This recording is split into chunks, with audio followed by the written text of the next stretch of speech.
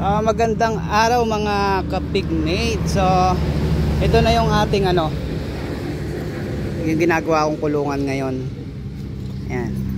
So ito ay pina-improve galing dito sa luma nating kulungan. So in-improve natin to. So mas matibay to at mas mas safe.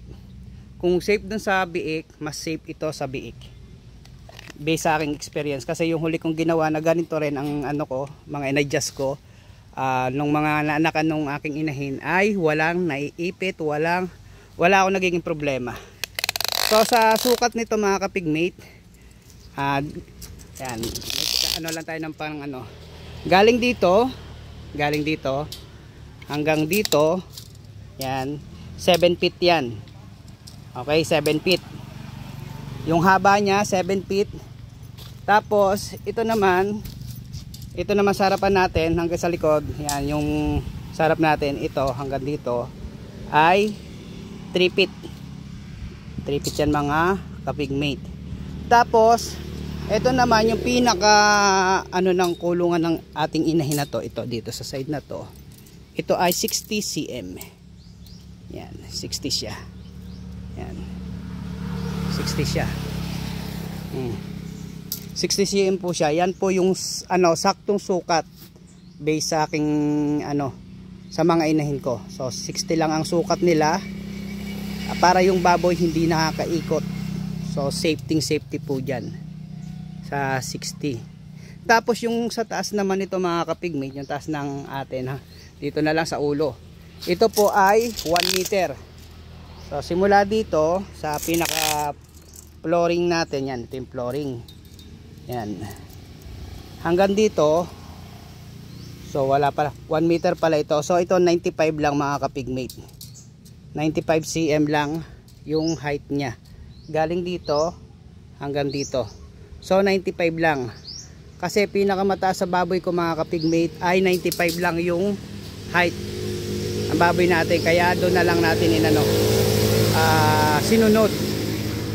Doon ko na lang sinunod mga kapigmate. Sorry kung maingay, nasa tabing kalsada tayo kasi wala namang kuryente doon sa amin, kaya dito tayo naggumagawa. Tapos sa pintuan naman, kung mapapansin nyo, wala tayong ginawang pintuan talaga. So ayan, wala talaga.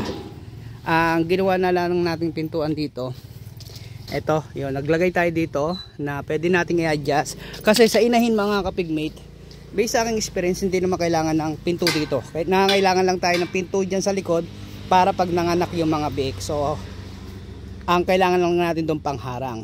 So itong pintuan natin, pag naglagay tayo dito mga dumalaga, pwede natin dito. So pwede natin dito iharang to kasi ito lang yung para stopper lang sa pag-atras ng inahin. Tapos pag malaki na inahin dito. Yan. So yung pag mas malaki yung inahin mo, pwede dito. Yan. So ganyan. So adjust lang ito, lalagyan ko pang pinaka-lock siya.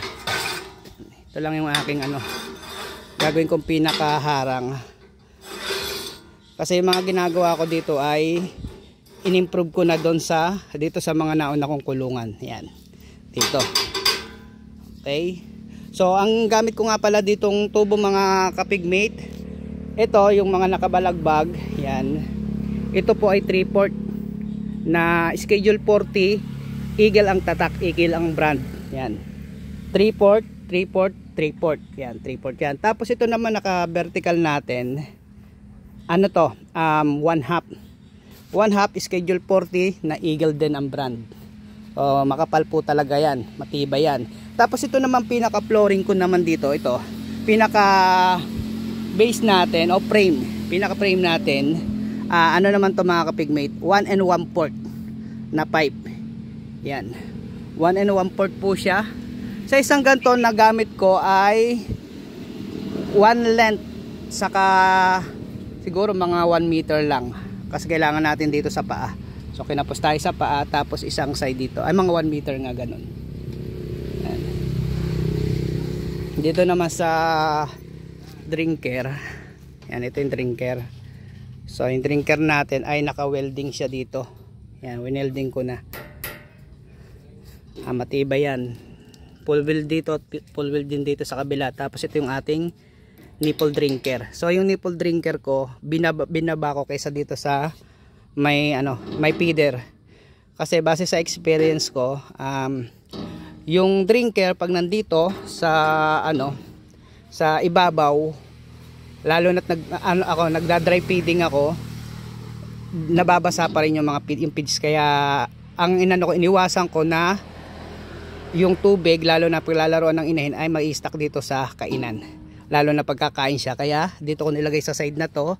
So ang taas naman itong drinker natin, so ang taas ng drinker natin ay 30. Yan, 30 lang yung taas ng drinker natin. Yan, 30 cm. Yan.